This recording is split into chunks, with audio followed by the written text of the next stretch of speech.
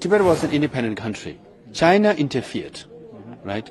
Now America or India is not interfering. They're stating a fact, a truth. So China is the first who interfered unnecessarily. We never invited them. They are uninvited guests. It's a very strong message to travel all the way solely to meet with His Holiness and visit Tibetan government exile. So it's sending a message to Asia, to China. America is with Tibetans. Chinese government and envoys of the Dalai Lama should have negotiation and dialogue to solve the issue of Tibet. To say that Dalai Lama's legacy will live on, Xi Jinping will not, So it's also Buddhist based on impermanence. All the dictators and all the autocratic systems, major empires come and go. But Dalai Lama is the living Buddha of this generation. We are very grateful to the government of India and leaders of India for, stating it very clearly and standing with the U.S. delegation who came to support Tibet. We really welcome the U.S. delegation led by Leader Nancy Pelosi and Congressman Michael McCall, and some of my friends are also in the delegation. I've met all of them before, because it's a very strong message to travel all the way solely to meet with His Holiness and visit Tibetan government exile. Everybody says America is divided, but on Tibet they are united. So it's sending a message to Asia, to China. America is with Tibetans, and His Holiness is much respected, no matter how many times Chinese government try to, spread misinformation about him. It's very important to discuss. Very important, and yes, due for signing as well. Your thoughts on that act, and when are you expecting? It's very important because in the Tibetan Policy and Support Act of 2020, we got so many things, but historical issue was not addressed. So this bill addresses that. In a way, it says historically Tibet was independent country, and Tibetans, based on international law, deserve self-determination. And Chinese government and envoys of the Dalai Lama should have negotiation and dialogue to solve the issue of Tibet. This is a very clear stand of America, because just 3 years ago, American stand was Tibet, was part of China, but we respect linguistic, religious, cultural freedom. This is a complete, turnaround, but also a fact, legally and factually fact. That statement which was given by Nancy Pelosi. She is on the point. She has been the best friend Tibetans could have.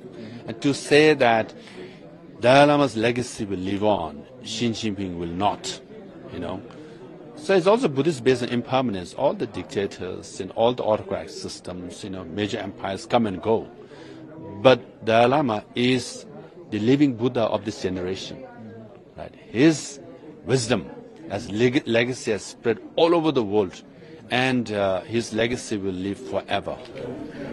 Regarding the to it, they said it should not have interfered. What's your take on that? What would be your counter in that respect? Actually, Tibet was an independent country. China interfered, right? Now America or India is not interfering. They're stating a fact, a truth, that China should not be here. Give autonomy to Tibetans. So China is the first who interfered unnecessarily. We never invited them. They are uninvited guests. Okay. Now people are saying, you are uninvited guest, and they say, why are you interfering in our business? No, you are an uninvited guest. You interfered, and people are calling you out. We also met EAM Jaishankar as well. What would be your expectation from India in that regard, and the response and the meeting that they had with the Prime Minister and EAM? This politically and symbolically is very important. Right? Not only Honorable Prime Minister Modi ji to meet with U.S. delegation, who just met with His Holiness and visited Tibetan government exile, and to tweet about it, after Nancy Pelosi and others made strong statements about Tibet. If not a direct endorsement, but an indication that I hear you, what you are saying, So we are very grateful to the government of India and leaders of India for, stating it very clearly and standing with the U.S. delegation who came to support Tibet. What would be the role expected in future as well from India, if I may ask you? Yes, largest number of Tibetans are in India. His Holiness Dalai Lama has always said, I am a son of India, I am a guest here, And then if India speaks, world will listen. And we hope and always pray that India will speak about Tibet, and the world will definitely listen and follow. Having said that, there is no country in the world which has supported Tibetans more than India. There are no people in the world who love and treat us, show their hospitality, than the Indian people. So we are forever grateful. Last up would be Dalai Lama. We also expect the meeting between the US President and Dalai Lama in that regard. Any update on that if you can give? At the moment, he is simply going there for medical purposes. That's the only reason.